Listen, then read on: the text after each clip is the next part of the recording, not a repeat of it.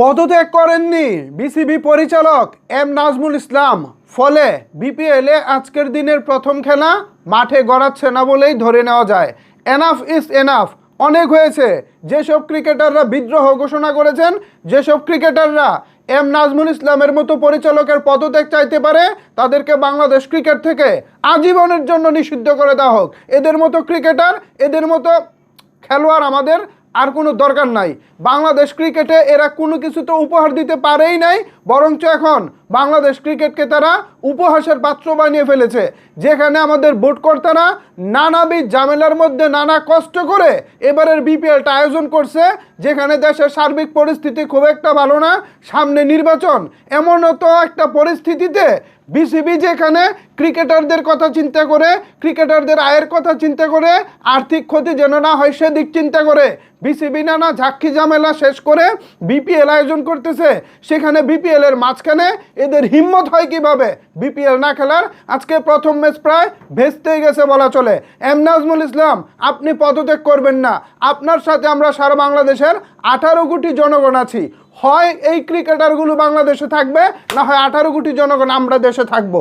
এবার এরা বাংলাদেশের জনগণের সঙ্গে বিদ্রোহ ঘোষণা করে দিয়েছে। শুধু ক্রিকেট বোর্ড নয়, এরা আজকে যে আচরণটা করেছে, যে কাজটা করেছে, গতকালকে এরা না হয় গরম মাথায় ক্রিকেট বয়কটের ঘোষণা দিয়েছে, বাট আজকে দিনের বেলা রাত গিয়ে দিন হয়েছে, এখন অলমোস্ট 12টা বাজে, ক্রিকেটাররা এখনও হোটেল থেকে বের হয়নি, এমনকি নাজমুল ইসলাম সাহেবও পদত্যাগ করেননি। সো এই ফলে যেটা হয়েছে, আজকে বিপিএল এর দিনের প্রথম খেলা কার্যত না হওয়ার সম্ভাবনাই দেখা দিয়েছে। পাশাপাশি এর পরবর্তী কি হতে চলেছে কেউ জানে না। এই যে ক্রিকেটার একটা অযৌক্তিক একটা দাবি নিয়ে মাঠে নেমেছে, এই অযৌক্তিক দাবির ফলে একটা অচল অবস্থা তৈরি হচ্ছে। ক্রিকেটার শুধু তো বাংলাদেশি ক্রিকেটার বিপিএলে খেলে না ভাই, বিদেশি ক্রিকেটাররাও বাংলাদেশে এসে বসে আছে। সব কিছু মিলিয়ে আগামী 23 তারিখের ভিতরে বাংলাদেশকে হচ্ছে এই বিপিএলটা শেষ করতে হবে।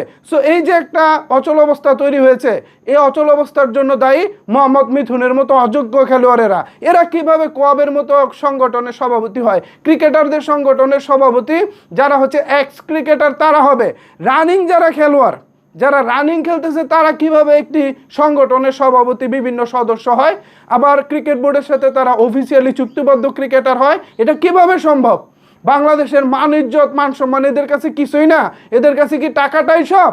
এরা যে দালালে পরিণত হয়েছে, এরা যে বাংলাদেশ ক্রিকেটটাকে ধ্বংসের দ্বারপ্রান্তে নিয়ে যাচ্ছে, এই স্টেপটা তার বড় প্রমাণ হয়ে দাঁড়িয়েছে। এনাফ ইজ এনাফ, যথেষ্ট হয়েছে। যেসব ক্রিকেটার বোর্ডের বিরুদ্ধে বিদ্রোহ ঘোষণা করেছে, তাদেরকে আজীবনের জন্য নিষিদ্ধ ঘোষণা করে দেওয়া হোক। এখনই জরুরি মিটিং ডাকা হোক, জরুরি মিটিংয়ে ক্রিকেটারদের উদ্দেশ্যে একটা বার্তা দিয়ে দেওয়া হোক, কে বোর্ডের পক্ষে আছে আর কে বোর্ডের পক্ষে নাই। যারা পক্ষে থাকবে তাদেরকে নিয়ে ভবিষ্যতে বাংলাদেশ ক্রিকেট বোর্ড চলবে, আর যারা পক্ষে থাকবে না তাদেরকে একেবারে কান ধরে একেবারে বের করে দেওয়া হোক। আজীবনের জন্য বাংলাদেশ এদের আর ক্রিকেট খেলতে হবে না। মান সম্মান সব কিছু আজকে এরা বিসর্জন দিয়ে দিয়েছে। ভাই, বিদেশি ক্রিকেটাররা আমাদের বিপিএল খেলতে এসেছে, তাদের চোখের সামনে, তাদের সামনে আমাদেরকে এভাবে বেজ্জিতি করার অধিকার এসব ক্রিকেটারদেরকে কে দিয়েছে? মেজাজটা গরম করে দিছে ভিউয়ার্স।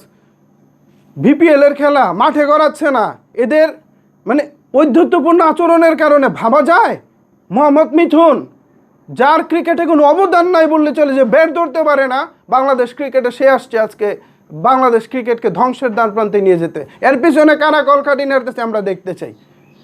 ভিউয়ার্স, এই বিষয়ে আপনাদের মতামত কি জানাতে পারেন নিচের কমেন্টস বক্সে। ধন্যবাদ সবাইকে এতক্ষণ আবার সাথে থাকার জন্য।